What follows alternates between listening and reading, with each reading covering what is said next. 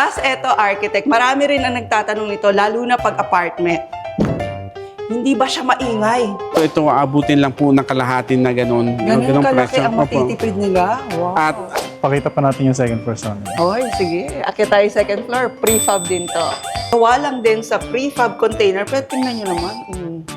Di ba? Pero di ba, Miss Van, normally yung mga prefab, maliliit lang sila eh, di ba? Opo. I mean, hindi sila ganito kalaki. Yes, Pero how po. come na eto? Sobrang laki niya. Ma'am,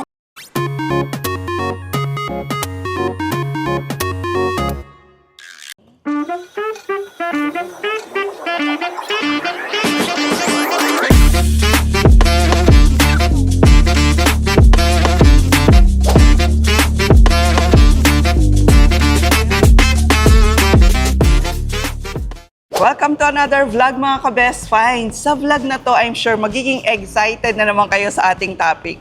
Kasi ang kasama natin ngayon ng Icontech and EasyBuild dito sa Pasig City. Ang daming naging interested at talaga namang nanood ng ating vlog nang pinakita natin yung kanilang 6-door, 2-story apartment sa May Bulacan. Pero ngayon, level up na sila. Kasi ang ipapakita naman natin ngayon ay etong kanilang 32 unit na office building na matatagpuan dito sa Pasig City. Ang very interesting dito, gawa rin lahat ng to sa mga prefab containers. Sobrang in-demand ng mga prefab containers ngayon. Kasi kung ang binabalak nyo talaga magpatayo ng inyong mga bahay, offices, restaurants at kung ano-ano pa nga, na mas mura, mas mabilis at kung ang pag-uusapan natin, flexibility and mobility, eto talaga daw ang choice ng marami ngayon. So alamin natin kung bakit, magkano ang gagastusin, ano ba ang pwede natin gawin sa mga prefab containers katulad nito, at paano sila nag-come up ha. Imagine niyo 32 units to ng office building. So ang makakasama naman natin para sa vlog na to mga ka-best finds ay si Miss Van. Hi! Hello Ayan. po! At siya ang mag-iikot sa atin dito sa kanilang 32 unit na office building. Miss Van, kwentuhan mo naman kami, paano sila nag-come up sa gantong concept? Grabe, sobrang amazing. 32 Yes po, unit na opo. all prefab to yes ah. po, wala pong concrete na nagamit dito, ma'am. So, yung kliyente po kasi namin, no, doon sa main office nila, wala na pong space for them. Itong warehouse, kung saan po tinayo itong office nila, this is only rental po. Nililease lang po nila to.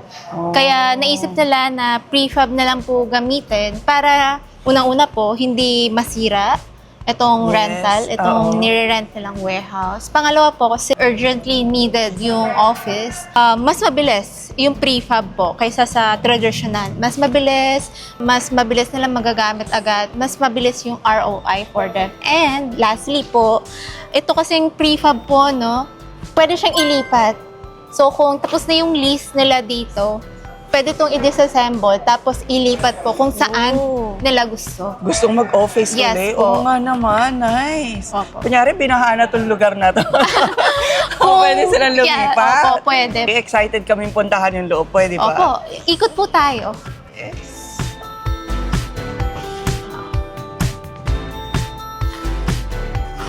Wow! Ito po ang yung ganda. reception area. Nasa first floor po tayo. Okay, talagang opisina. Opo. So, itong tinayo naman is 32 units ng 6 by 4 meters prefab po namin. Okay, hindi ko pa na-imagine, pero meron pa tong second floor. Yes and po. meron pa sa likod, parang gano'n. Opo. Ang square meters nito ay 768 po. Lahat-lahat? Yes po, up and down. Mga ka-best friends ko, ayan o, ayan yung prefab niya, no? Ito yung material ng prefab. High quality po Oo, pero pag tinignan niyo siya, hindi niyo aakalain. na prefab po. Oo, kasi parang traditional na office nga yung Opo, itsura. opo. Okay, tapos etong lahat, kayo na nag-design Opo, nito. so yung interior, yung carpet po, itong WPC, sa amin po galing. Yung mga lights, yung salamin po, lahat po na nakikita nyo ngayon, kami po ang naglagay. Pasok tayo dito, ma'am. Pakita ko sa inyo yung magiging working area nila. Ang laki rin ah. Pero di ba, Miss Van, yung mga prefab, maliliit lang siya? Opo. Opo. I mean, hindi sila ganito kalaki. Yes Pero po. how come na eto? Sobrang laki niya. Ma'am, dito po tayo. Tuturo ko sa inyo, ma'am, kung ano yung size ng isang prefab. No? So, ito po, itong isang room na to is equivalent to 1 prefab po. Ayan. Yan. Ito yung isang prefab Opo. daw. Ganda, nakakaasar. Kasi parang nasa office ka lang na Opo. concrete. So, Ayan, yung oh. prefab po, yung ginawa namin dito, yung mga prefab, pinagdugtong-dugtong namin. Naglagay kami ng bolts para combine sila Okay. structurally na matibay. And then, naglagay kami ng partition para magawa yung mga office. Oh, tapos eto mga bintana, kasama na rin yan. Yes po. So kahit pa nga sa mga bahay nyo, napakita naman natin doon sa last vlog natin, may mga provision sila for windows, kasama na rin yun. Opo. Tapos mga outlets, tama. Opo, kasama na po.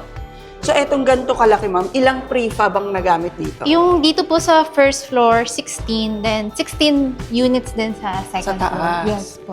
Okay, tapos pakita ko na rin sa inyo itong mga ka-best find. So, gawa lang din sa prefab container, pero tingnan nyo naman. Di ba? Meron na silang employees bathroom. Yan o, kumpleto na, may mga sinks. Ito rin, kayo na ang gumawa. Yes po. So, Ayan, oh. sa sink, ito pong salamin. Kami na po yan. Tapos, hindi lang po basta-basta salamin, ma'am. May pang-makeup. Pang oh. hotel feels na salamin. Yes, pang wardrobe. Yung cabinets po, the urinals. Lahat po Ganda. nandito. Yes po. Okay. Tapos, again, hindi tayo naka-air condition ngayon. At tanghali tayo nagsushoot ngayon. Pero hindi ko dama yung init. Opo. Ito, to be honest with you. So, sa bahay, ganun din ba? Kasi yung last naman kasi, dun sa Bulacan, medyo maaliwalas talaga yung Opo, paligid. May opo. mga puno. Pero dito, city tayo. Pero and yet, hindi pa rin mainit. Talaga bang ganun? Yung sa prefab po, no, sa amin, ang prefab po namin, may insulation po. So, ang insulation po ay sa walls and sa ceiling po. So, itong insulation, it helps. Kung meron kayong aircon, mapabilis yung paglamig inside. Oh. Kung mainit naman po, kung walang aircon, it lessen yung init inside. Oh, tapos, po. just to share also, naka-tiles na rin yung Naka-tiles, bathroom nila. yes po. Ay, So, oo. bukod po yan sa naka-tiles, ma'am, yung isa sa maganda sa bathroom namin. Meron siyang one advantage po. Naglagay kami ng isolation drain po. Nakapalibot po yan dito sa bathroom namin. Isolation drain. Para Opo. saan So, naman yung drain po, for example, bumaha yung bathroom, ma'am. Oo. Nasira. Then, napuno siya ng tubig. So, yung tubig, hindi po siya pupunta dito sa office area or sa living area kung sa bahay niyo po. Tutulo siya mismo doon sa drain. Hindi siya naka-isolate yung bathroom na. Okay, so, kasi tatanungin ko pa lang, paano pag sa restaurants, di ba? Gusto kong i-conceptualize restaurants. Tapos, syempre, di ba, very busy ang kitchen, Opo, laging opo. basa ang floors. So, ma-ensure nyo na maganda talaga yung mga drainage system. Yes po. Kahit paggawa sa prefab. Yes po. Ma'am, tignan niyo po yung mga materials na ginamit namin dito sa bathroom po namin. Cubicles po namin, all po high quality. Hindi lang po basta yung prefab namin yung high quality, pati yung mga ibang materials, parts nitong nilagay namin dito. Nakaka-amaze kasi maraming mga best finds natin ang nag-share mga taga-ibang bansa na ganito na rin pala talaga yung ginagamit sa abroad. No? Opo, yes. Oh, Yung prefab naman po, no, meron siyang anti-corrosion. Sabihin na ito, anti-rust. So, maintenance lang po is repainting po. Pintura lang po, murang-mura. Parang sa bahay naman. Opo. Yung male bathroom, yung pantry po nila. Uy, may pantry pa. Yes, oo. Ayan, oh. Tara makiusyoso talaga tayo ng bongga dito sa kanilang office. Office building, oh. Kayo rin na naglagay Yes, ito. po. Ganda ng ano, ganda ng faucet, ah. Opo, nahihila po yan. Stainless. Opo, yes. Yung quartz po ito. Quartz din to. Yes po. So, ito po dito yung mga executive IT room nila nandito. Ito po yung conference room nila. Isa sa malaking rooms po dito. Oo nga. Tingnan nyo, oh. So, depende dun sa plano na gagawin nyo, ganun nyo din ikakat yung mga prefab. Yes po, opo. So, flexible pala talaga Yes siya. po, yes po. Ayan. Tapos marami pang mga rooms dito mga ka-best friends. Sabi nga sa inyo, hanggang second floor to and Opo. hanggang likod. Yes. So, 32 units siya. Oh, and all made from prefab containers. Yes po.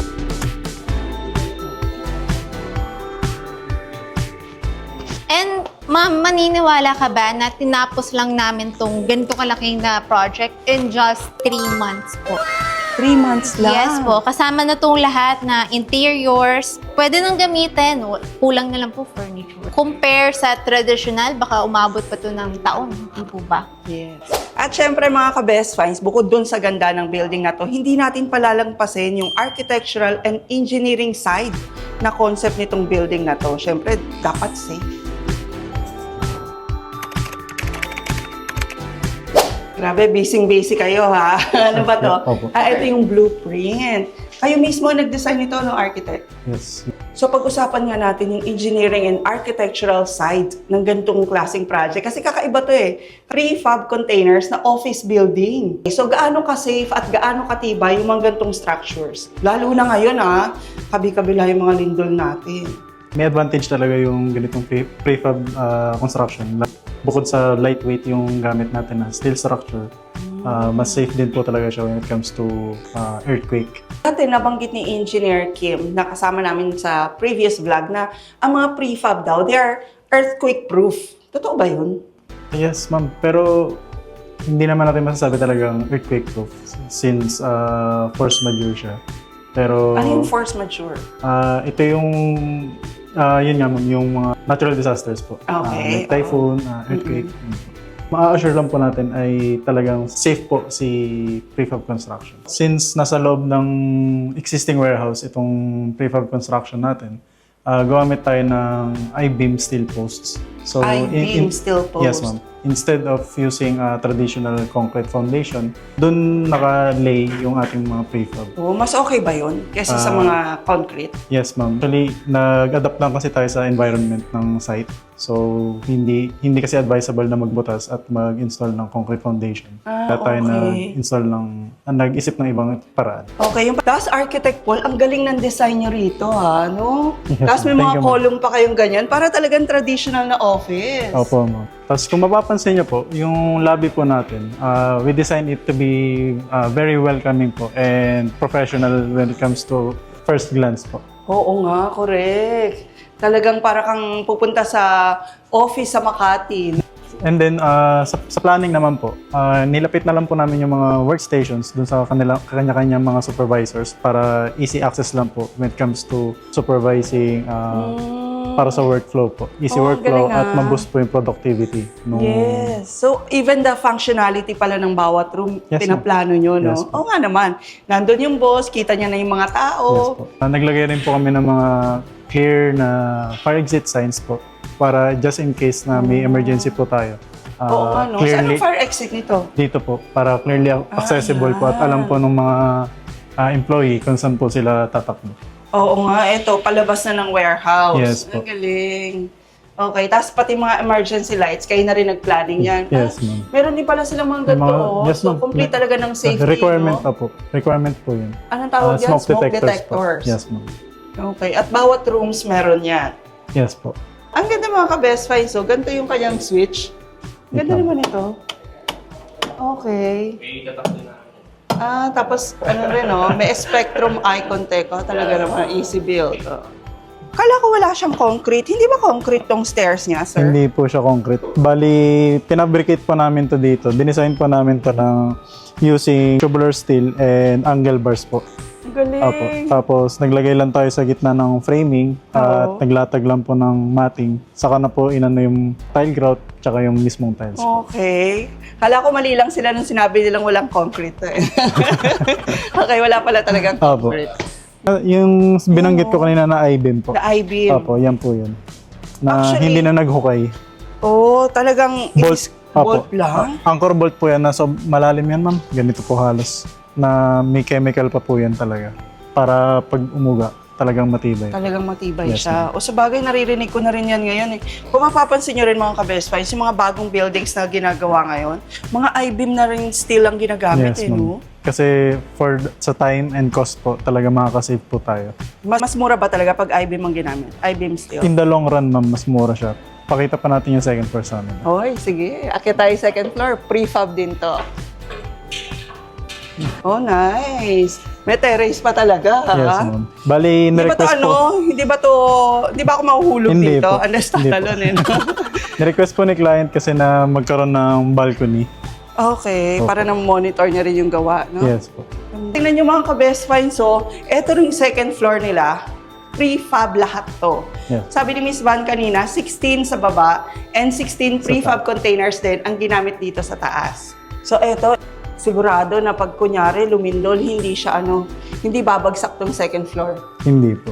Opo. Talaga? Yes, ma'am. Ayan 100%. Yes, ma'am. Kasi gumamit tayo ng mga industrial grade na floor joist na po rito. floor purlins po. Mas makapal siya sa compare sa standard na floor purlins para makater natin yung tao na mga office workers dito. Oo, kasi maraming tao to. Yes po. Kasi ang daming office, mga ka-best find. So, tapos yung clients pa nila. Yes, ma'am. So, designed para sa ganun ang mga prefab container. Yes, ma'am. Even yung dead load mismo nitong structure, computed po ng mga engineers natin. Okay, pwede ba silang mag-third floor pag prefab?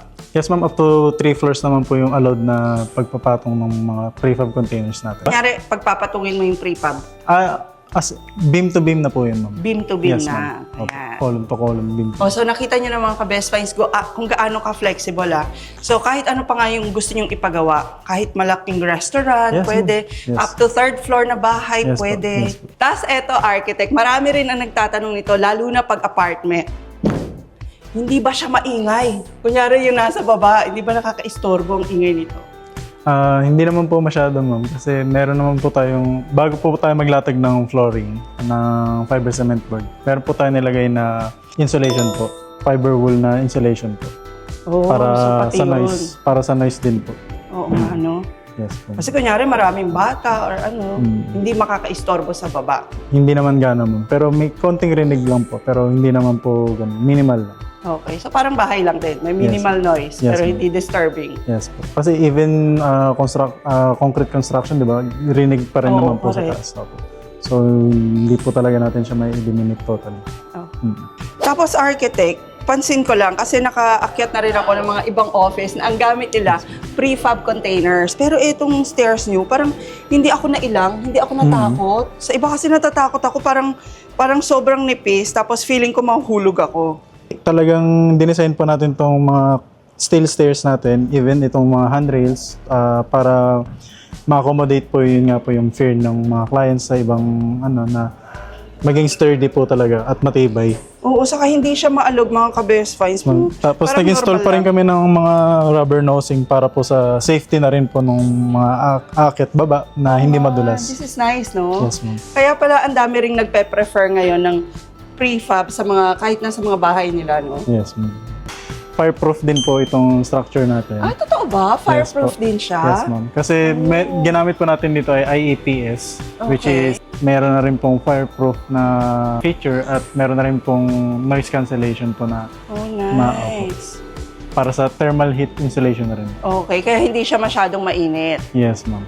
Nice. So, fireproof, earthquake-proof, may thermal insulation pa, tapos napakaganda pa ng plano nila architect. Uy, di ba? May bonus yan. At syempre, very privileged din tayo na makakasama natin sa vlog na to ang kanilang Sales and Marketing Director, si Sir Resty de los Reyes. Magandang hapon po sa inyong lahat. Ito po ay isang proyekto na aming kinagagalak na ipagmalaki dahil ito ay gawa sa 16 na 2 palapag, bali 32 units na may kabuuang 728 square meter. Tibay at maganda at garantisadong hindi sila mahihirapan tulad nga ng sinabi namin sa design philosophy at saka mga engineering packs kung paano namin pinagtibay lahat ang mga anggulo ng bawat parte ng proyektong ito. Malaking katipiran ito para sa nagbabalak magtayo ng negosyo dahil ito po ay napakamura lang sa halagang 40% ng katipiran sa kabubuang halaga ng isang conventional na project. Halimbawa, siguro sabihin na natin 30 million, pero ito aabutin lang po ng kalahati na gano'n. Ganun kalaki presyo. ang Opo. matitipid nila. Wow. At ang bilis na kumbaga yung conventional na construction ay aabutin ng mga 14 na buwan. Ito po ay inabot lamang ng 3 buwan. Yes, oo, nabanggit nga ni Miss Van kanina, sir. So makikita nyo po ang laki ng savings dito. At ang isa pang aming magagarantiya sa mga kliyente ay ang aming customer service. Ang after sales po namin. Talaga pong aalalayan namin ang bawat kliyente na bumili sa amin ay na hanggat ito ay nagamit ng tama na nasa provision namin ng warranty, ay ito po ay aming pahalagahan at bibigyan atensyon. Oo, mahalaga yung after sales, sir. Apa. Kasi yung iba, pag may problema na, ay, hindi mo na makontak yung contractor. Pero Totoo po yan. sa Icontech, Spectrum, EasyBuild, Opo. maganda raw ang kanilang after sales service. Totoo po yun. Ayan. So, sir, sa mga magiging interested na magpatayo ng ganito, o kaya yung mga bahay, ang dami talagang nagtatanong, mga apartment, lalo na nationwide ba, pwede? Hanggang ang mga proyekto po namin ngayon ay Tugigaraw, Ifugao, Wow. Palawan, Bohol, Bacolod. Wala na pong hinto ang mga proyektong ito. Unti-unti, madami kaming develop na ginagawa. Nakita nyo na po ang flooring namin. Yung flooring namin, Ganda. ang sa market is 40 kilogram. Oo. Ginawa namin 60 kilogram ang bigat. Ngayon, hindi pa na-satisfy ang boss namin, ang CEO ng kumpanya namin, ginawa pa itong 90. So more than double sa density ng mga nasa market. Okay. So, ayan mga ka-best finds ha. Sila mismo ang nag-a-assure sa inyo na kung kukuha kayo sa kanila, magpapagawa kayo ng ganito, quality talaga ang ma-receive nyo. Anywhere yan in the Apo. Philippines. Sa Icontech at Easy Build, guarantee po ang inyong investment for your home, your way. Maraming pong salamat.